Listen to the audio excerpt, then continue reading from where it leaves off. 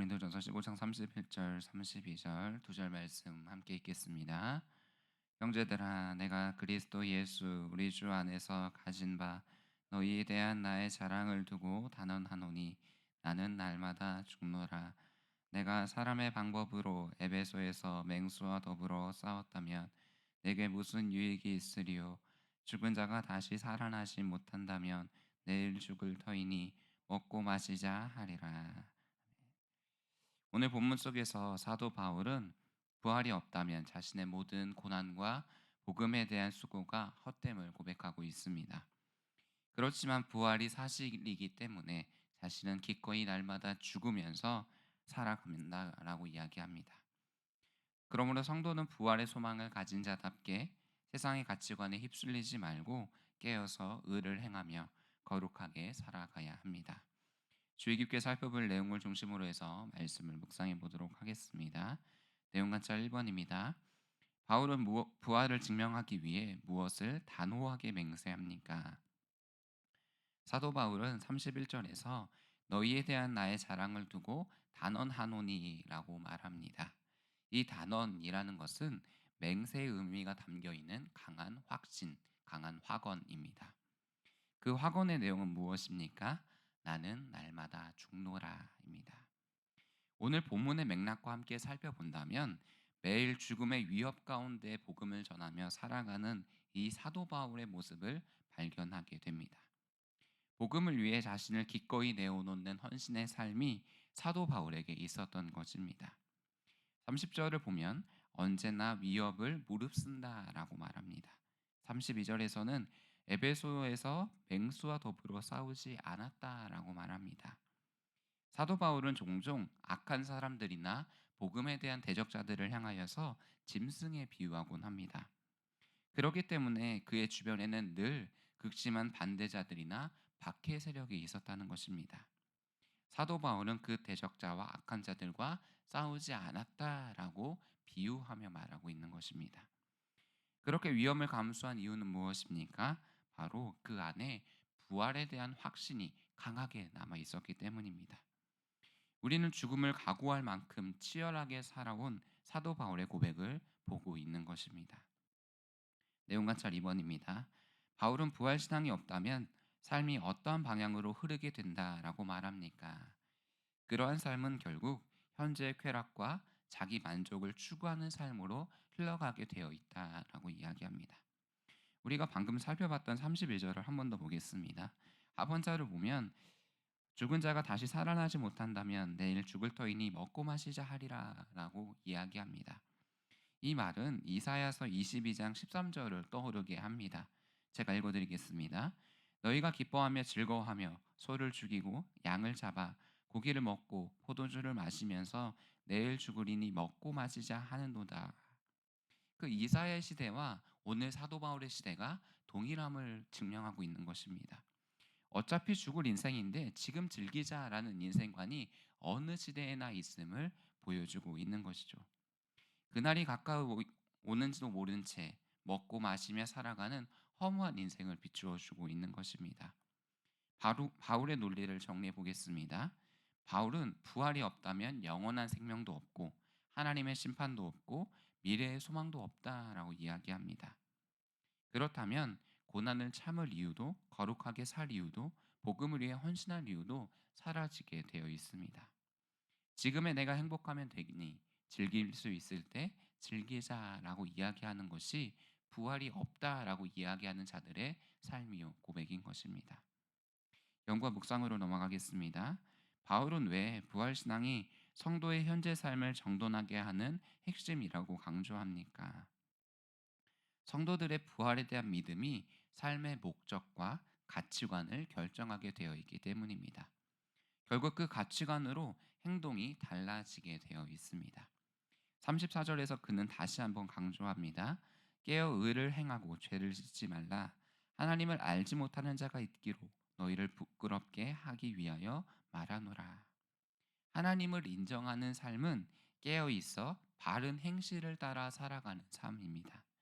앞으로 나의 죽음 이후의 순간만 바꿀 뿐만 아니라 오늘 나의 삶을 어떻게 살아가게 될지 변화를 시키게 되어 있습니다. 이러한 모습은 놀랍게도 잠언에서 발견할 수 있습니다. 잠언은 인생 앞에 두 가지의 길이 있다라고 이야기합니다. 하나는 하나님을 경외하는 지혜의 길입니다. 또 다른 하나는 당장의 즐거움과 욕망을 따라 나아가는 음녀의 길입니다. 잠언은 음녀를 단순히 성적인 유혹으로만 상징하지 않습니다. 하나님 없이도 행복할 수 있다. 세상의 유혹과 쾌락이 너에게 전부이다. 그러니 이 모습을 따라가라라고 계속해서 음녀는 손짓하면서 부르고 있습니다. 반면 지혜로운 여인은 하나님을 경외함으로 생명에 이르는 길로 사람들을 초청하고 있죠. 잠언은 이 두 가지를 계속해서 대조하고 있습니다. 부활 신앙이 없는 사람은 결국 오늘만 즐기자라는 그 음료의 초청에 귀 기울이며 그 음료의 파티에 참여하는 것과 마찬가지입니다. 그러나 부활을 믿는 사람은 영혼을 바라보며 지혜의 여인의 초청에 응답하게 되어 있는 것이죠. 그래서 바울은 본문에서 깨어서 의를 행하라라고 권면하고 있는 것입니다.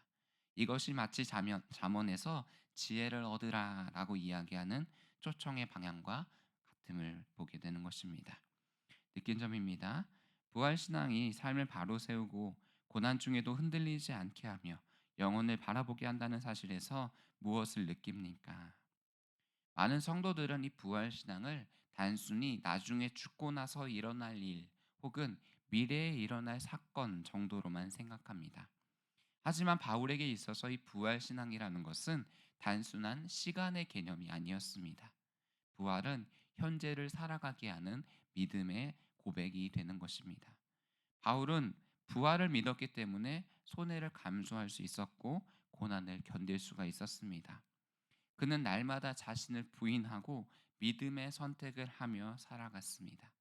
바울에게 삶의 갈림길이 생길 때마다 무엇을 선택할지 결정하는 그 기준점이 바로 부활의 소망이었던 것입니다. 오늘날 사람들은 마치 시간이 영원히 주어질 것처럼 살아갑니다. 그래서 자신의 기준과 방법대로 따라갑니다.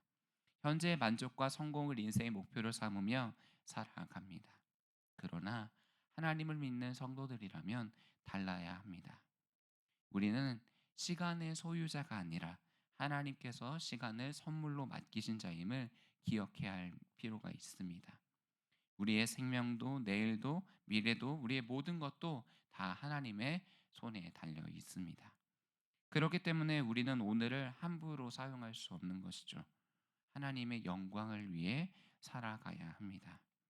하나님께서 허락하신 시간을 하나님의 뜻에 맞게 사용하는 것, 그것을 하나님께 영광을 돌려드린다라고 표현할 수가 있는 것입니다. 우리는 이렇게 매 순간 질문해야 합니다. 나는 영원을 바라보며 살아가는가? 아니면 현재만 바라보며 살아가는가? 부활을 믿는 사람은 시간을 헛되이 소비하지 않습니다. 마치 죽은 자가 그 하루하루를 아까워하는 것처럼, 마치 나에게 내일이 없는 것처럼, 내일 하나님께서 데려가실 것처럼 그렇게 시간을 부활에 담아 사용해야 합니다. 결단과 적용으로 나아가겠습니다. 내가 영원하지 않은 것에 소망을 두고 살아갔던 적은 언제입니까? 혹시 내 안에 있는 두려움과 염려가 나의 발목을 잡고 있지는 않습니까? 아, 내가 이것을 어떻게 사용할까? 그렇지만 우리는 생각할 것이 돈도 명예도 성공도 사람의 인정도 영원하지 않다라는 것을 기억해야 합니다. 오늘을 시작하면서 우리의 우선순위와 우리의 시선을 어디에 두어야 할지 함께 점검해 보며 나아갑시다. 그렇다면 부활 신앙을 붙들고 영원을 바라보며 살기 위해 무엇을 실천하겠습니까? 오늘 하루 나의 중심성을 내려놓고 살아가 보면 어떨까요? 예를 들면 대화할 때 중간에 상대방의 이야기를 끊고 나의 주장을 먼저 이야기하기보다 끝까지 상대방의 이야기를 들어주는 것입니다. 내가 옳다는 것을 증명하기보다 상대방과의 관계와 화목에 더 선택을 집중해 보는 것이죠. 우리는 살아가면서 때로는 저 사람의 모습 가운데 이런 소리가 들릴 때가 있습니다. 저건 아니지. 저거는 내 생각과 다른데? 아이, 저거 고쳐줘야겠다. 라는 생각들이 때로 들 때가 있다라는 것입니다. 그것이 바로 자기 중심성입니다. 하지만 오늘 제목처럼 나는 날마다 죽노라 라고 고백하는 사람은 그 생각마저도 내려놓게 되어 있습니다. 내가 이기기보다 하나님께서 이 관계 가운데 무엇을 이루시기를 원하는지 그것을 먼저 생각해 보는 것입니다. 사랑하는 여러분, 오늘 하루 가운데 이 하나님의 은혜가 충만하시기를 축복합니다. 무엇보다도 우리는 죽고 내 안에 계신 예수 그리스도께서 사시는 놀라운 하루가 되시기를 주님의 이름으로 축복합니다. 함께 기도하겠습니다. 첫 번째 기도 제목입니다. 오늘 하루 나는 죽고